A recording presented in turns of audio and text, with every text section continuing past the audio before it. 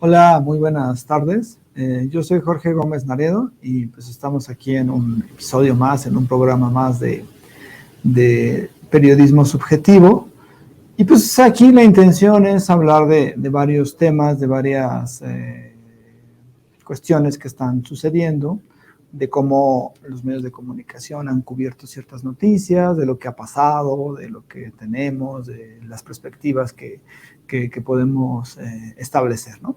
Y bueno, pues hoy el tema, me imagino que ustedes lo saben, que es el tema, pues un tema importantísimo, y qué es lo que sucedió ayer en el Consejo Nacional de Morena, en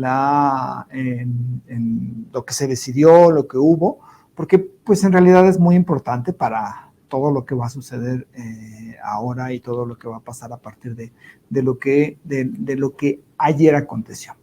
Pero bueno, vamos a ir como desmenuzando qué es lo que pasó, ¿no? El Consejo Nacional de Morena es el máximo órgano de gobierno del partido Morena. Por un lado está el Comité Ejecutivo Nacional, que lo preside Mario Delgado y que tiene pues distintas secretarías, Secretaría de Comunicación, Secretaría de Organización, de Finanzas, y es como la parte, el órgano ejecutivo, el que está constantemente reunido, el que está constantemente realizando acciones, ¿no? Digamos, es esa parte importante que está dentro de Morena. Pero por otro lado está el Consejo Nacional. El Consejo Nacional está conformado por los consejeros que se eligen en un congreso. El congreso fue el año pasado, si mal no recuerdo si fue el año pasado. Y bueno, pues en ese congreso, pues se eligieron los congresistas que fueron electos por toda la militancia, los que ganaron en sus distritos. Después pasaron y se eligieron pues, a los consejeros dentro de los propios congresistas, alrededor de 3,000 congresistas, y bueno, pues se eligieron a 300 consejeros. Estos consejeros, además hay otros consejeros que son, digamos, los históricos del movimiento, gente que ha estado pues que ha estado en la lucha y que fue fundador de Morena, que ha participado activamente. Y además de esos consejeros están también algunas otras personalidades, ¿no? Entonces, este consejo que tiene alrededor de 350, 360 consejeros, es el que decide muchos de los planteamientos, digamos, ideológicos, de los planteamientos en cuanto a los procesos electorales, del propio Morena, de todo lo que significa Morena. Y este consejo se reunió ayer en una sesión extraordinaria, en la primera sesión extraordinaria que tiene este consejo a partir de su elección el año pasado, a finales del año pasado, y pues el tema central, en realidad el único tema, era reflexionar y proponer una metodología específica para el proceso de selección digamos, del que se encargará, es decir, el cargo es como el coordinador de los comités de defensa de la Cuarta Transformación durante el 2024-2030, que en realidad es el aspirante, porque se convierte en candidato de Morena a la presidencia de la República, ¿sí?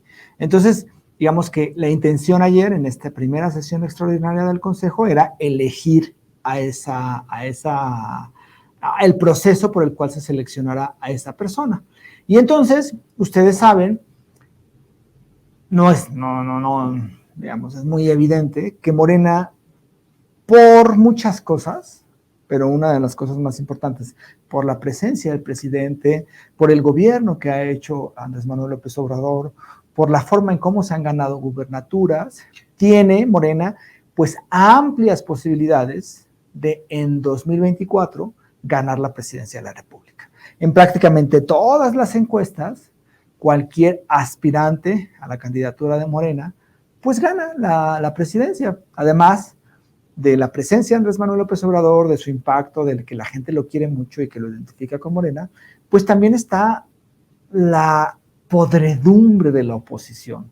Es decir, el PRI, el PAN, el PRD, que pues entre todos no se hace ningún partido, que siguen siendo insensibles, que se han opuesto a toda política social del presidente, que han agredido a la sociedad, a la gente, que odian al pueblo, que han mostrado un rechazo a todos los apoyos sociales. Pues imagínense, ¿no? O sea, los de la oposición votaron en contra de que se les diera una pensión a los adultos mayores, votaron en contra de las becas, dicen que las becas es tirar el dinero a la basura, solamente se han dedicado a criticar a Andrés Manuel López Obrador y no se han dedicado a proponer, y además pues del pasado reciente que tenemos. O sea, imagínense si presentan un candidato como el exgobernador de Tamaulipas, que es un aspirante a la candidatura presidencial, Francisco Javier Cabeza de Vaca, que pues es un tipo que es impresentable en todos los sentidos. Bueno, pues no tienen candidato, no tienen proyecto de nación, no proponen nada. Hoy, por ejemplo, Xochitl Gálvez fue al Palacio Nacional porque quería entrar a la conferencia de prensa y pues solamente se dedican a hacer show, se dedican a criticar. Lili Telles pues cada vez más racista, más clasista. Entonces, la oposición, los partidos de oposición están en una gran crisis de credibilidad, una crisis en que la gente los detesta. Y pues la opción es Morena, con un presidente que ha cumplido sus promesas, con un presidente que tiene un alto índice de aprobación. Entonces, pues lo que tenemos es que hay unas amplísimas posibilidades de que Morena gane la elección presidencial del 2024. Entonces, el proceso de selección del candidato, pues es algo importantísimo, y en estos procesos se crean o suele haber tensiones. Es decir, cuando hay un proceso interno, donde hay muchas posibilidades de que el que gane resulte ganador en otra contienda, pues siempre hay tensiones, siempre hay efectos que pueden desembocar en el rompimiento de los grupos, en el rompimiento del partido. Ha sucedido en muchísimos espacios, ha sucedido en muchísimos partidos, que un candidato enojado porque no logró una posición, se va a otro partido o empieza a criticar o empieza a crear una división, y ese partido llega quizá desunido al proceso electoral. Eso, por ejemplo, sucedió en el caso de Coahuila, en el anterior proceso electoral. Un candidato, Mejía Verdeja, se enojó porque no consideró que él había ganado, que él tenía el derecho de ser el candidato, que él tenía mejores posibilidades, y entonces se separa del movimiento, se separa de Morena, se rompe la alianza que había entre el PT, Morena y el Verde Ecologista, y entonces van desunidos. Y pues lo que tenemos es que en Coahuila pues ganó el PRI. Entonces siempre hay estos riesgos, no solamente en Morena, pues hay riesgos en muchísimos organismos políticos. Entonces, por cargos de gubernaturas, por cargos de alcaldías, por cargos de, incluso hasta de diputaciones y de ello. El caso que tenemos es importantísimo y es muy delicado porque es la presidencia de la República.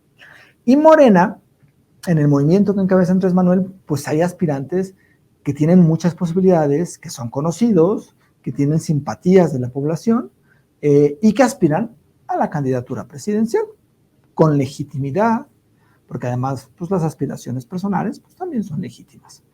Y pues tenemos el caso de los aspirantes, las famosas corcholatas, el caso de Claudia Sheinbaum, que es la jefa de gobierno de la Ciudad de México, el caso de Marcelo Ebrard, que es era el secretario de Relaciones Exteriores del país, el caso de Adán Augusto López, el secretario de Gobernación del país, el gabinete de Andrés Manuel, y el caso de Ricardo Monreal, que es el coordinador de los senadores de Morena en la Cámara de Senadores. Entonces, todos estos 4 aspirantes, pues, se tiene que dirimir el proceso interno, ¿no?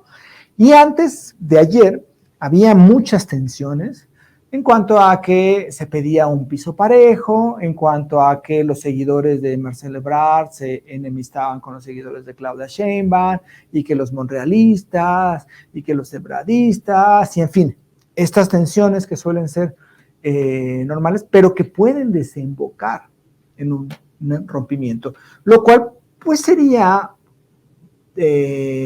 complicaría un poco. No creo que ganar la candidatura, pero sí crearía tensiones y no se llegaría al objetivo que me parece que es el objetivo ideal de ganar la presidencia, pero también tener el control de la Cámara de Diputados y de la Cámara de Senadores, para con eso, pues, aprobar reformas que todavía va a proponer el presidente López Obrador en este sexenio, ¿no?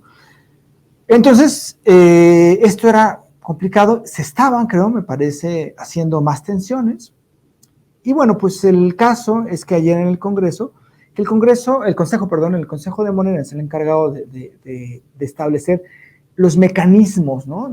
No tanto porque en el estatuto de Morena está establecido que tiene que ser a partir de una encuesta, pero sí la cuestión metodológica más específica, y eso sí se decide en el Consejo de Morena. Y ayer hubo una reunión de este consejo, la primera, como les decía, extraordinaria, donde pues se decidió que iba a haber ciertos mecanismos para que hubiera esa elección, ¿no? Dentro de esta propuesta, pues uno de los elementos más importantes era que cada candidato va a proponer a una casa encuestadora y que se iban entre todas, ¿no? Dos, iba a haber una tómbola, iban a elegir 4, después iba a haber una que hiciera el propio Morena, ese es uno de los puntos, que se iba a priorizar el trabajo en la plaza pública, que iban a evitar el acceso a medios de comunicación que estuvieran relacionados con la derecha, los medios anti-López Obradoristas, que iba a haber representantes en cada una de las encuestas de los propios aspirantes, en fin, varios mecanismos, ¿no? Con fechas exactas de cuándo debían renunciar a sus cargos, de cuándo será la elección, en fin. Todo este proceso queda como muy detallado en ese sentido. También está pues, prohibido, ¿no? Que funcionarios públicos de alto nivel o miembros del comité ejecutivo de Morena pues tengan un candidato y que hagan campaña. En fin, esto es algo importantísimo porque lo que ayer se decidió en el Consejo, pues fueron las reglas para que en un partido de forma democrática se elija a el candidato o la candidata a la presidencia. Vía la encuesta, pero sí con unas reglas muy democráticas. Y esto viene a tirar estos discursos que había y que hay todavía de que Andrés Manuel iba a imponer a su candidato o su candidata, ¿no? La revista Proceso, por ejemplo, ayer prácticamente estableció, ¿no? Que había un tapadismo, ¿no? Y que no había cambiado nada en cuanto a la forma de elección, y pues quedó demostrado que no hay dedazo, que no hay un tapado, como era en la época del PRI, y que el presidente no elige a su sucesora, a su sucesor. Por cierto,